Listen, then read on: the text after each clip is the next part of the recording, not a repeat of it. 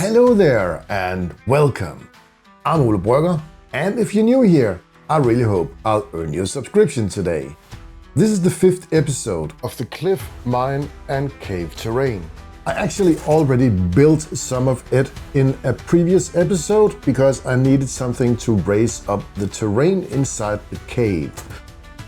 Today we're going to use this and build a dig site and some more maze stuff here. I already marked up here where the entrance is going to be, so this will be a totally closed environment. And we are going to use a lot of messy plaster again. But we better get started.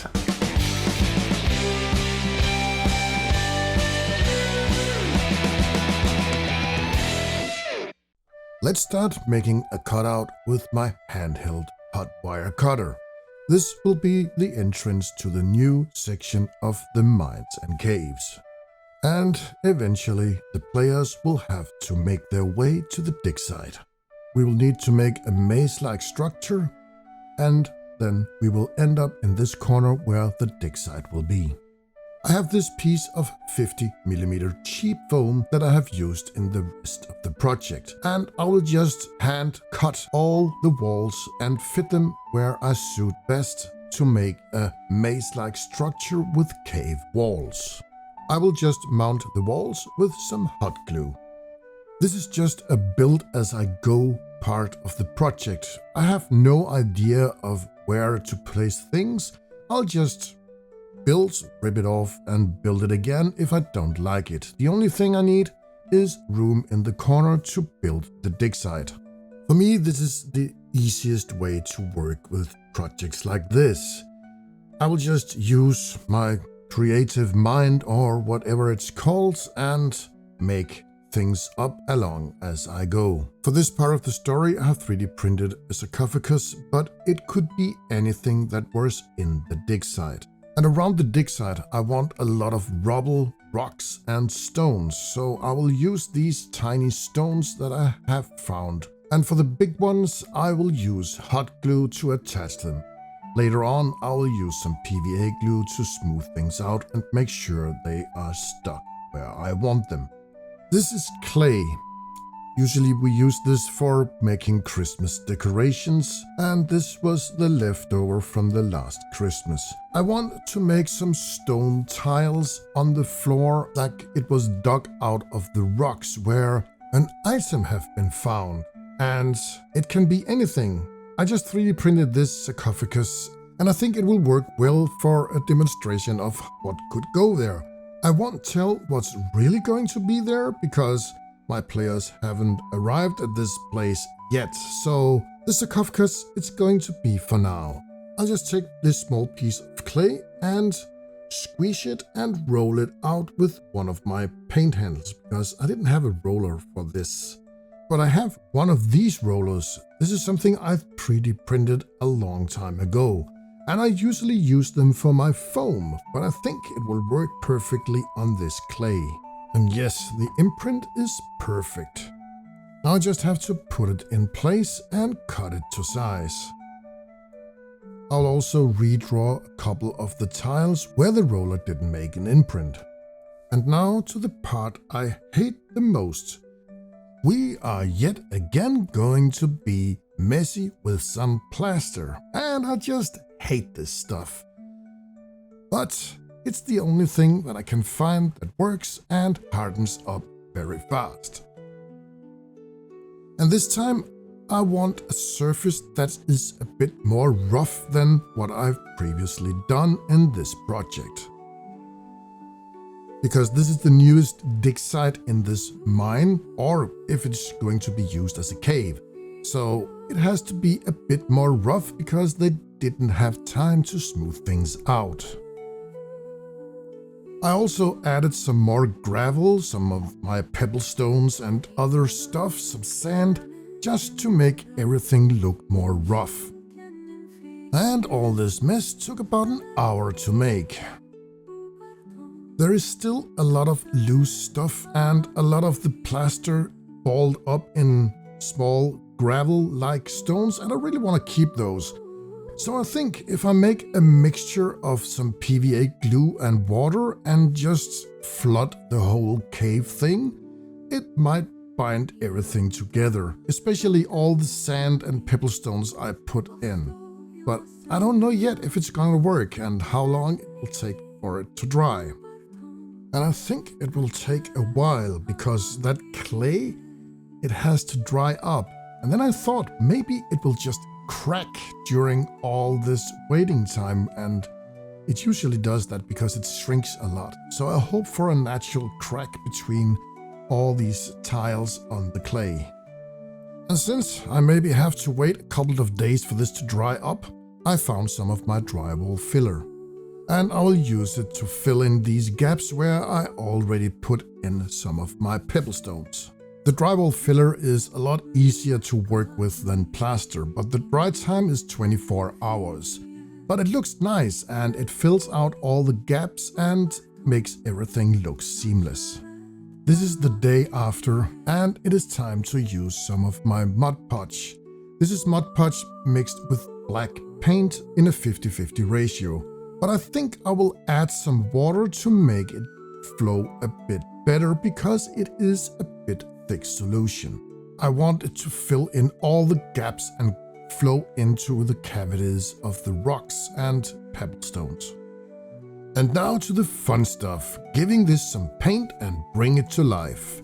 I'm using the Dungeon and Subterrane and the Ruin and Cliffs colors, and I'll mix them in together, paint them on top of each other where I just see fit. The paint is from the Army Painters Game Master series, and it is a foam safe paint. I have already talked about it in the previous videos and I use it all the time. This paint doesn't melt foam like other paints may do. I actually waited a whole day for this to dry up, and now it's time to dry brush some of this cavern base on top of all the black and gray and brown stuff.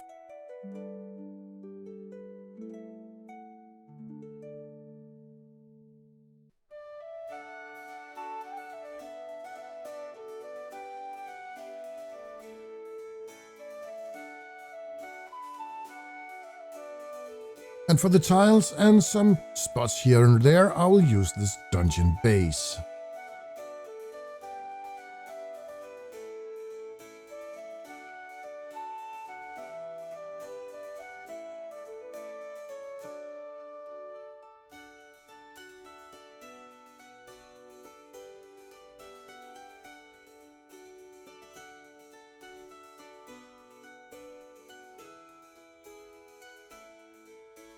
And while I wait for the grey to dry, I might as well give the brown some cavern highlights.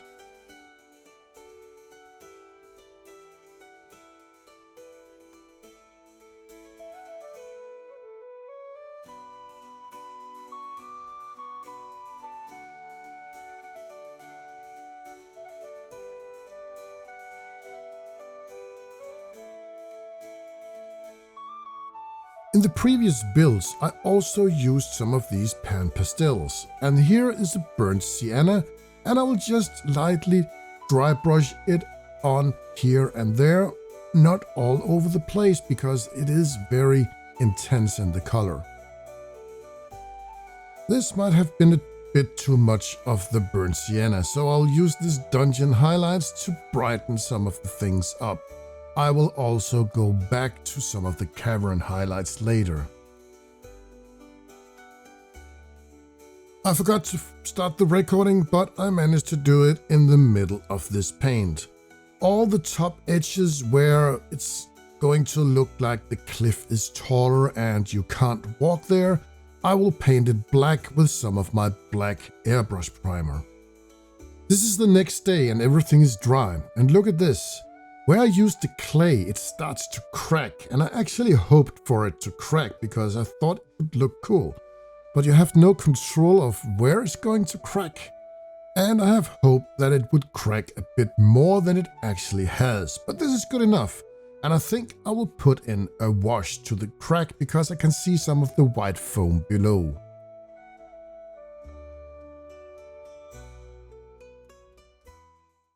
This module of the caves and mine is done, and I really like how this turned out.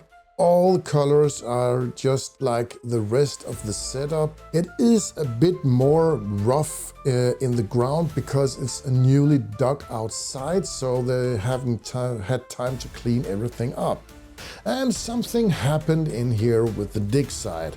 I just used this sarcophagus for this illustration, but anything can actually go here. But let's have a closer look on how this works with the rest of the modules.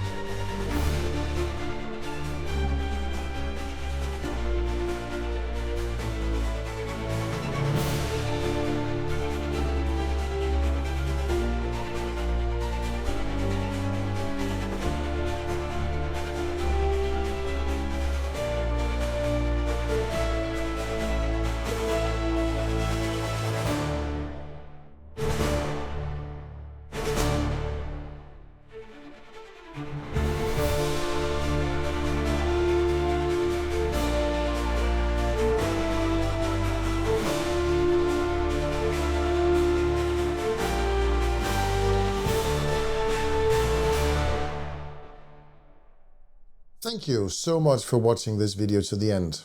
And as usual, I really appreciate you all being here. If you already haven't done it and you think I earned it, hit that subscribe button, maybe give the video a like or dislike if you don't like it.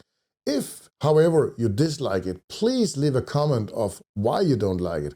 You're also welcome to leave a comment if you like it and tell me if there was something you would have done different.